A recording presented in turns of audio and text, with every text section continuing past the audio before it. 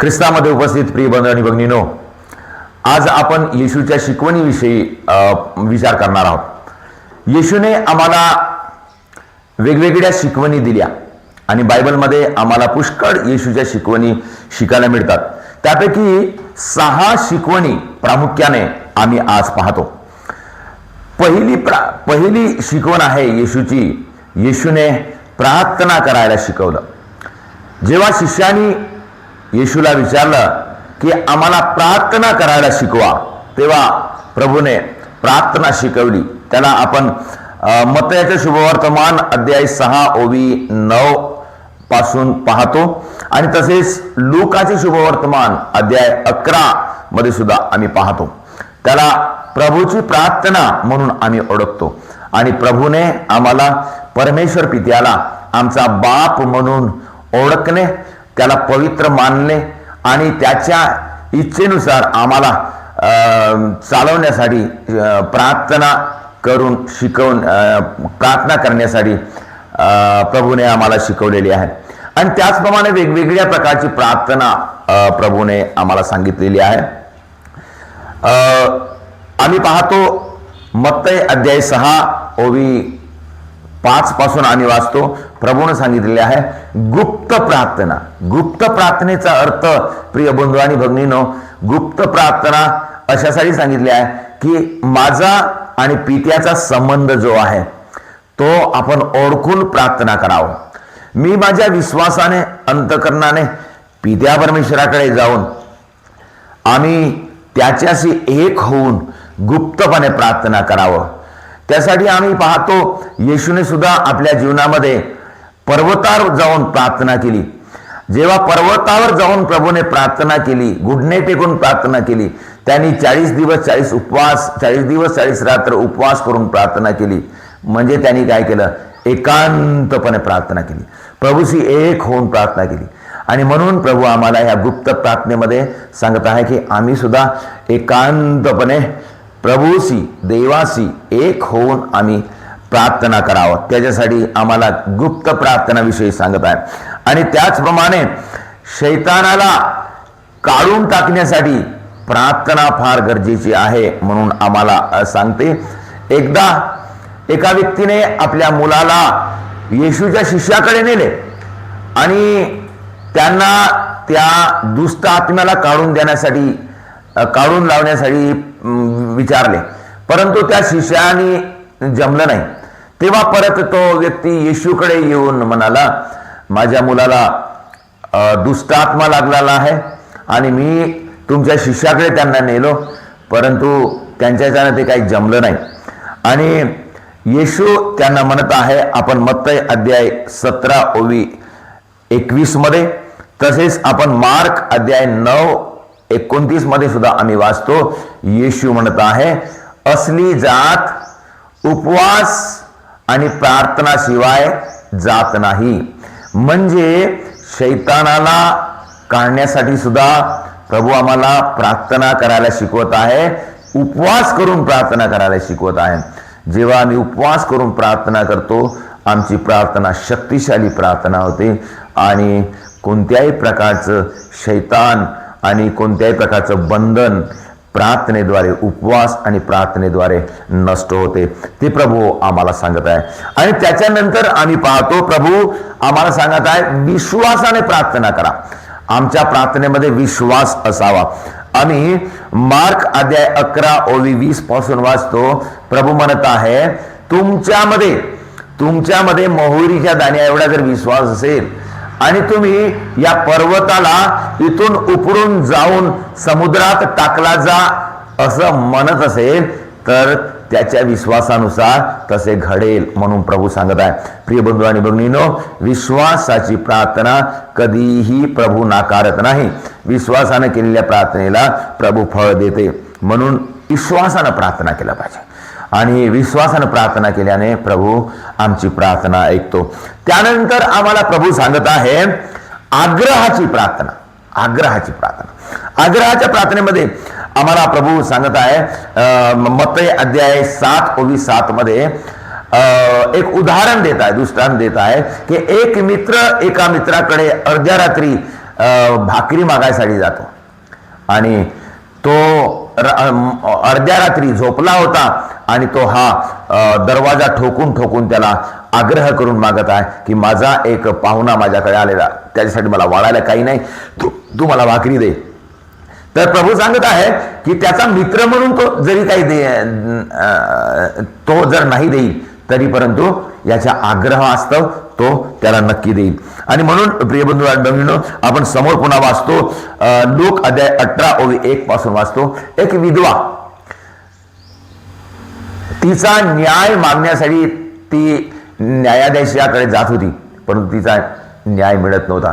परंतु तिनं सतत आग्रह करून करून करून त्याच्या मागे विनवणी करत होती आणि तिच्या आग्रहास्तव त्याने तिचा न्याय केला. म्हणून प्रिय बंधू आणि भगिनींनो, ही आग्रहाची प्रार्थना फार महत्वाची आहे. म्हणून आम्ही सुद्धा एकदा प्रार्थना, दोनदा प्रार्थना केल्याने आपली गरज जर भागत नसेल तर आम्ही आग्रहाने प्रार्थना करावं. जेव्हा देवाला समजेल की खरोखर हा अंतकरणातून प्रार्थना करत आहे, आग्रह करून आमची प्रार्थना मान्य केला जाईल. त्याच्यानंतर प्रिय बंधू आणि भगिनींनो, आम्ही पाहतो जागृत राहून प्रार्थना करा म्हणून प्रभू सांगत आहे. एकदा शेवटच्या दिवशी, शेवटच्या भोजनाच्या नंतर येशू गेत्सेमनी बागेमध्ये गेला आणि आपल्या 3 शिष्याला सोबत नेले आणि त्यांना इथं जवळ बसवून येशू थोड्याशा दूर जाऊन एकदम आत्म्याने विवळ होऊन प्रभू प्रार्थना करत होता. आणि त्याच्यानंतर येऊन पाहतो तर हे शिष्य झोपलेले होते. तेव्हा प्रभू त्यांना म्हणाला, तुम्ही परीक्षेत पडू नये म्हणून तुम्ही जागृत राहून प्रार्थना करा. प्रिय बंधू आणि भगिनींनो, आम्ही जागृत राहून प्रार्थना करणे फार गरजेचं आहे. आम्ही जागृत राहिलं पाहिजे आणि परीक्षेत पडू नये म्हणून. आम्हाला परीक्षा येऊ शकते, संकट येऊ शकते, दुःख येऊ शकते, म्हणून आम्ही जागृत राहून प्रार्थना करावं म्हणून येशू आम्हाला सांगत आहे. प्रिय बंधू आणि भगिनींनो, दुसरी शिकवण आम्ही येशूची पाहतो. दुसरी शिकवण आहे प्रीती.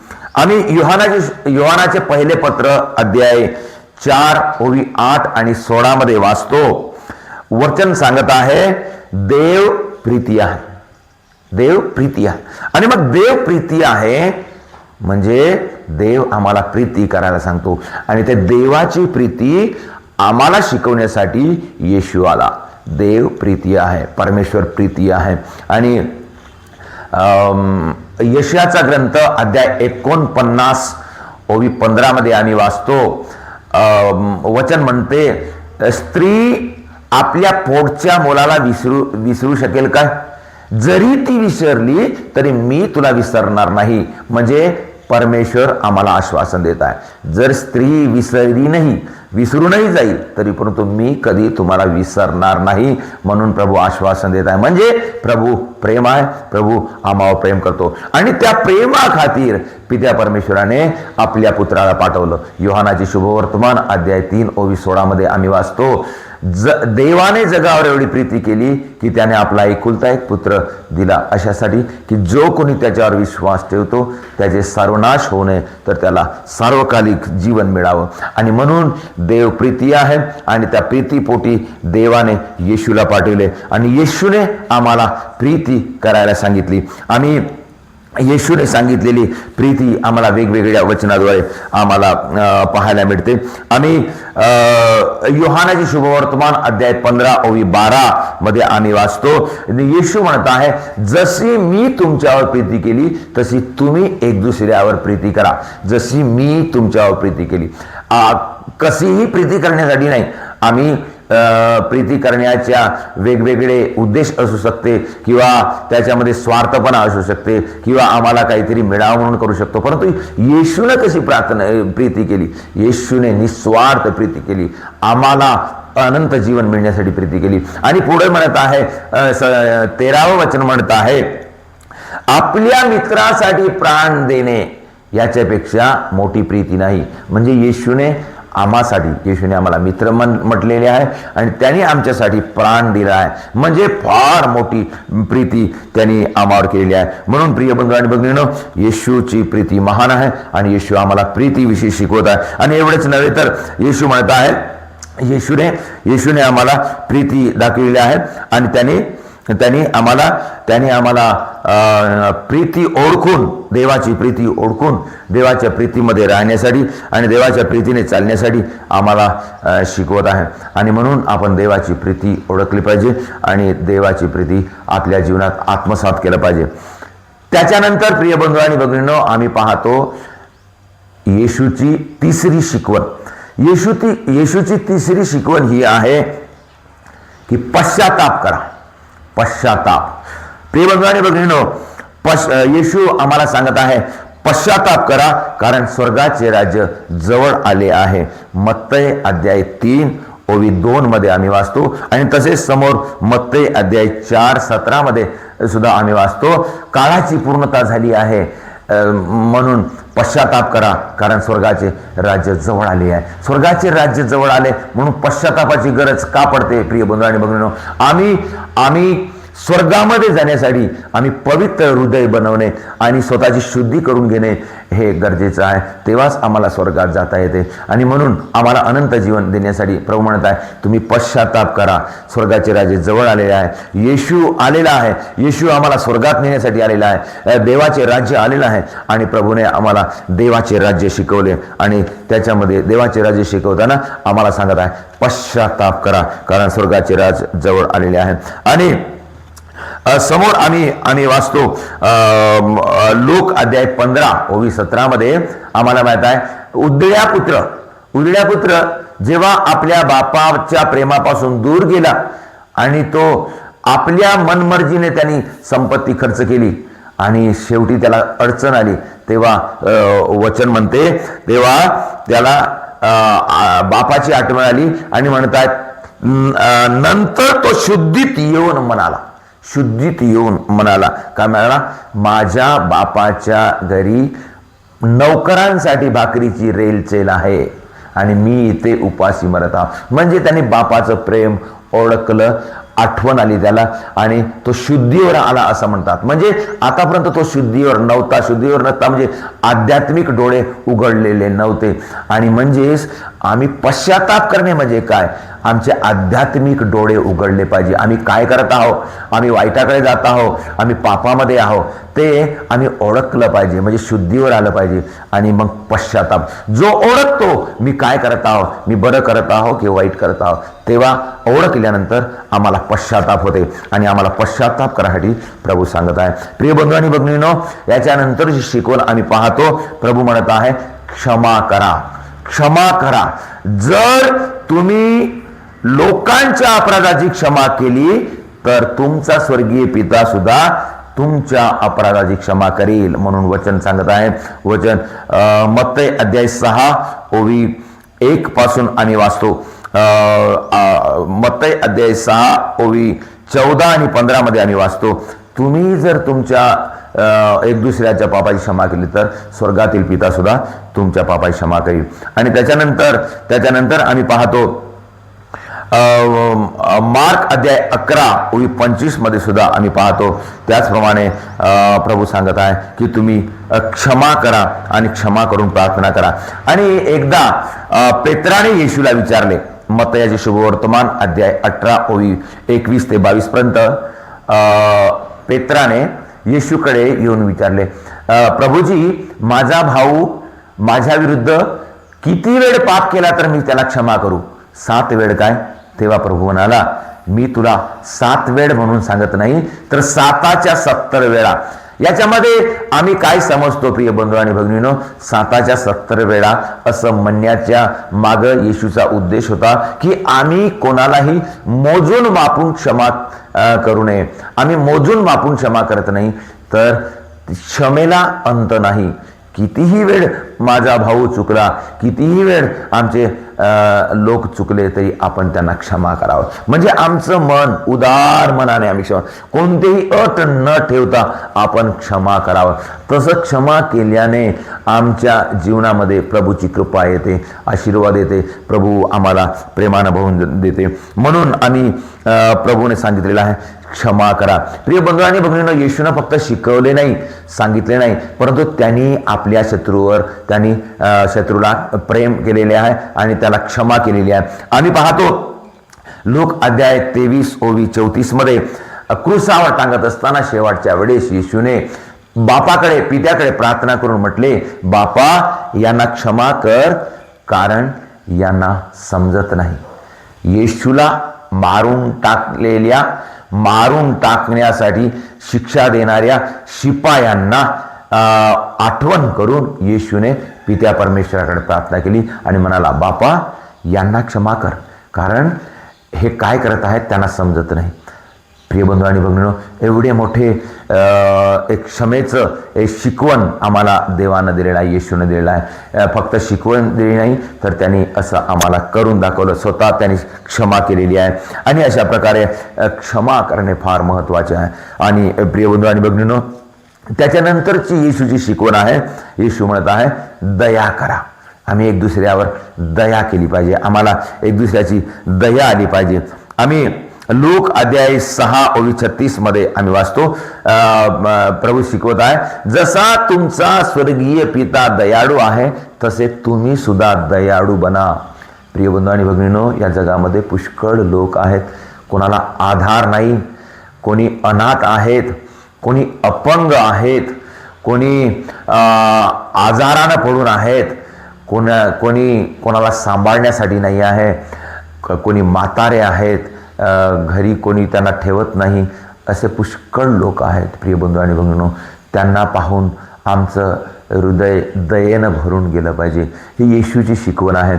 आणि ही येशूची शिकवण ओळखून मदर तेरेसाने बिमार लोकांची, अनाथ लोकांची सेवा केली आणि ती संत बनली. आपण सुद्धा अशा प्रकारे या गुणाने भरून गेलं पाहिजे. आम्हाला माहीत आहे प्रभू आमच्यावर खूप दया करतो, प्रभू दयावान आहे. आणि जसं प्रभूनं आम्हावर दया केली तसं आम्ही सुद्धा एक दुसऱ्यावर दया केली पाहिजे. आम्ही कृतज्ञता चक्राच्या दृष्टांतामध्ये आम्ही पाहतो, मत्तयाचे शुभवर्तमान अध्याय 18:33 मध्ये प्रभू म्हणत आहे, त्या दृष्टांतामध्ये आम्हाला शिकवत आहे. तो राजा म्हणत आहे, दुष्ट दासा, जशी मी तुझ्यावर दया केली तशी तू तुझ्या सेवकावर दया करायला पाहिजे नव्हतं काय. प्रिय बंधू आणि भगिनींनो, प्रभू आम्हाला एक दुसऱ्यावर दया करायला शिकवत आहे आणि आम्हाला एक दुसऱ्याची दया आली पाहिजे. आम्हाला मत्तयाचे शुभवर्तमान अध्याय 5:7 मध्ये वाचायला मिळते. वचन म्हणते, जे दयाळू ते धन्य, कारण त्यांच्यावर दया केली जाईल. जे दयाळू ते धन्य. म्हणून आपण दयाळू बनून जीवन जगावं आणि शेवटी आमच्यावर सुद्धा देवाची दया झाली पाहिजे आणि दया होईल. आणि त्याच्यानंतरची शिकवण आहे, 6वी शिकवण आहे. प्रिय बंधू आणि भगिनींनो, प्रभू आम्हाला शिकवत आहे, सेवा करा. सेवा हे फार मोठी शिकवण आहे. मनुष्याचा पुत्र सेवा करून घेण्यासाठी नाही तर सेवा करण्यासाठी आला म्हणून वचन सांगत आहे. मार्क अध्याय 10:45 आणि तसेच मत्तय अध्याय 20:28 मध्ये आम्ही वाचतो, मनुष्याचा पुत्र येशू सेवा करून घेण्यासाठी नाही, लोकांनी त्याची सेवा करावी म्हणून नाही, येशू लोकांची सेवा करायसाठी आला. आणि आम्ही पाहतो येशूच्या जीवनामध्ये त्यांनी गरिबाची सेवा केली, बिमारीची सेवा केली, म्हाताऱ्याची सेवा केली. जे प्रत्येकाच्या घरी जाऊन, गावी जाऊन त्यांनी सेवा केली. विशेष करून त्यांनी पापी लोकांची सेवा केली आणि त्यांना स्वर्गाचा मार्ग दाखवला. प्रिय बंधू आणि भगिनींनो, आम्ही सुद्धा त्याची सेवा करावं. प्रभू आम्हाला म्हणत आहे, शेवटच्या भोजनाच्या दिवशी येशूने शिष्याचे पाय धुतले. आपण वाचतो योहानाचे शुभवर्तमान अध्याय 13:14-15 मध्ये आम्ही वाचतो, प्रभू म्हणत आहे, मी गुरु व प्रभू असूनही मी तुमचे पाय धुतले, तर तुम्ही सुद्धा एक दुसऱ्याचे पाय धुतले पाहिजे. प्रिय बंधू आणि भगिनींनो, पाय धुतले पाहिजे म्हणजे काय? म्हणजे आम्ही गरज ओळखून सेवा केलं पाहिजे. म्हणजे सेवा करण्यामध्ये आम्हाला काय करायला पाहिजे? स्वतःला विनम्र केलं पाहिजे. विनम्र केल्याशिवाय आम्ही सेवा करू शकत नाही. आम्ही मोठे होऊन आपण लहानाचे पाय धुवू शकत नाही. आम्ही लहान होऊन, विनम्र होऊन, येशू लहान झाला, विनम्र झाला आणि त्यांनी आम्हाला उदाहरण दिलं, कित्ता दाखवला. जशी मी प्रीती करतो, सेवा करतो, मी जसं पाय धुवून तुमची सेवा केली आहे, तसे तुम्ही सुद्धा इतराचे पाय धुवून किंवा इतराची सेवा करा. त्याचप्रमाणे आम्ही पुन्हा पाहतो प्रिय बंधू आणि भगिनींनो, चांगल्या शंभरवाण्याचा दृष्टांत याच्यामध्ये आम्ही काय पाहतो चांगला शंभरण्याचा दृष्टांत, माझा शेजारी कोण, माझा शेजारी कोण, हे सांगत असताना आम्हाला दृष्टांत ऐकायला मिळते. एक व्यक्ती यरीहोहून जात असताना तो लुटारूच्या हाती पडला. त्या लुटारूने त्याला मारले, अर्धमेले केले, लुटले आणि चालले गेले.